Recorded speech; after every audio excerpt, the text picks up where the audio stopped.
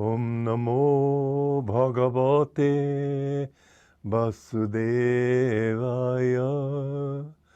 Om Namo Bhagavate Vasudevaya.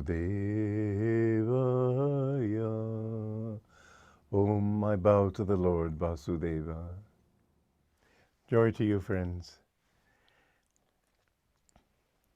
In the last stanza of the first chapter of the Bhagavad Gita, thus declared Sanjaya, introspection to Dhritarashtra, the blind or passively receiving mind.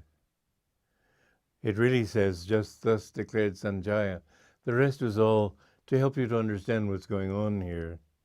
Arjuna, having thus spoken on the battlefield of Kurukshetra, his mind in upheaval owing to his grief and mental turmoil, set down his bow, that is to say, abandoned his meditative posture, because the string of the bow is the spine, the front of the bow is the front of the body, and slumped back into his chariot seat.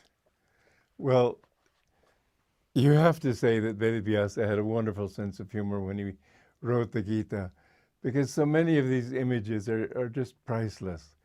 Arjuna's slumping and getting so discouraged. Of course, he was really a master. He didn't get discouraged. He's talking about many devotees. I remember this one fellow disciple of mine, I told about this a few days ago, who would come into my bedroom while I was working at my desk and sit on the bed and slump forward like this. And it was as if a great cloud had come in with him. I could feel the influence of it. It was so tangible, you might say. I remember saying to him one time, cheer up, it can't possibly last another 40 years. I thought I was being helpful, and he was in a deeper mood for days after I told him that. But the truth is that everything passes in time. This too shall pass. It does pass. So anytime you have remember, everything is dual. Anytime that everything seems good, tell yourself it won't stay this way. And so let me not go jumping up and down with it. Let me enjoy it while it lasts. But then you will find that you have the power, when things go badly, to say they won't stay this way. And I can be in myself and be peaceful in myself, no matter how depressing things seem to be right now. And you may lose your job. There was a beautiful story that I read about in the Reader's Digest many years ago, that there was this man who was very wise and calm in himself, and a young man used to like to come and visit him and learn from him. And he one time asked him, what is the secret of your calmness? And the older man said, well, come with me. And it took him to his chest of drawers, and he opened it up a drawer, and he found a very fragile shell there, a seashell. And the boy looked at this and he said, that's your secret? Yes, he said. Back in 1930, I was very wealthy and I had a great business. And suddenly, overnight, it was all destroyed and I found myself poor. I found myself penniless. And I didn't know what to do. It seemed to me the only possible answer was to commit suicide. So I sent my parents away to the country, and I took a little cottage by the sea. And my resolution was to walk down into the waves and walk farther and farther out until the water took me and I drowned. And as I walked into the waves were so powerful, they threw me back onto the shore. And I kept getting up and trying to walk back, and the waves kept throwing me back against the shore. One time, as I was picking myself up off the sand, I saw swirling in the water beside me this fragile shell. And I thought, how is it possible that a shell so fragile as this could have survived this beating of the waves? And I realized then, it has survived because it has gone with the waves instead of against them.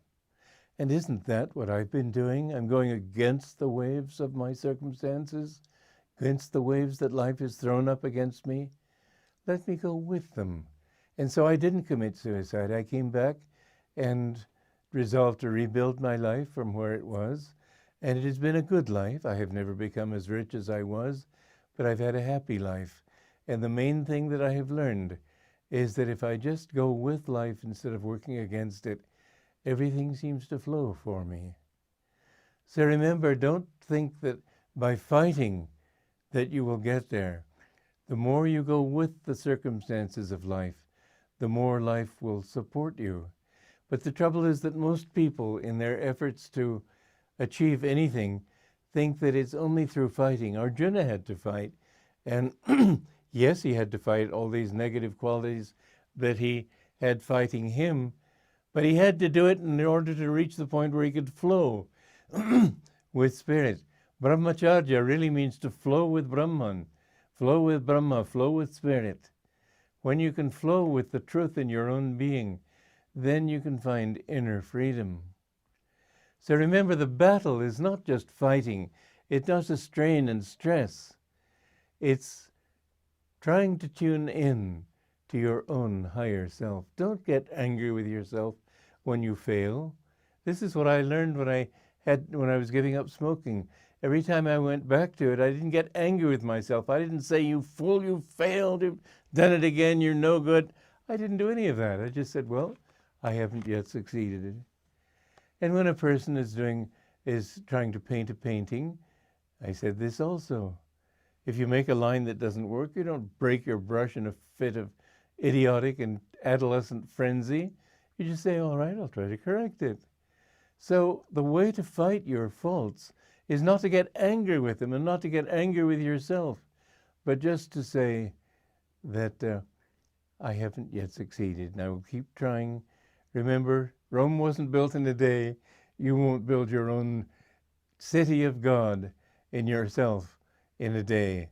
But you can do it, and you can do it quickly if you have that quality, supreme of all qualities, patience, contentment. When you can be content in yourself, everything else will come in its own time. But there are times when a certain amount of fierceness is also necessary. I remember one day many years ago, I was a young disciple then, and he was trying to get me to overcome my sense of intellectual pride.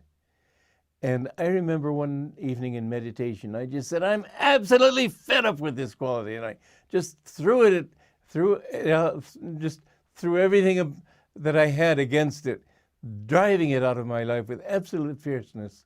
When I came out of my meditation, I saw my guru standing above the tennis courts looking out over Los Angeles. And I knelt for his blessing, and he tapped me on the forehead, and he said, very good.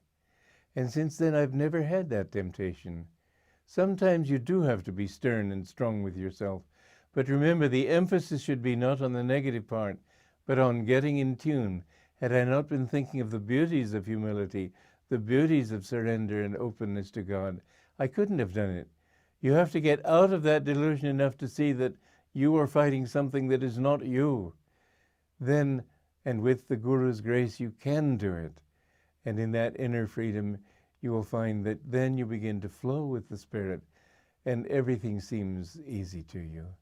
Joy to you.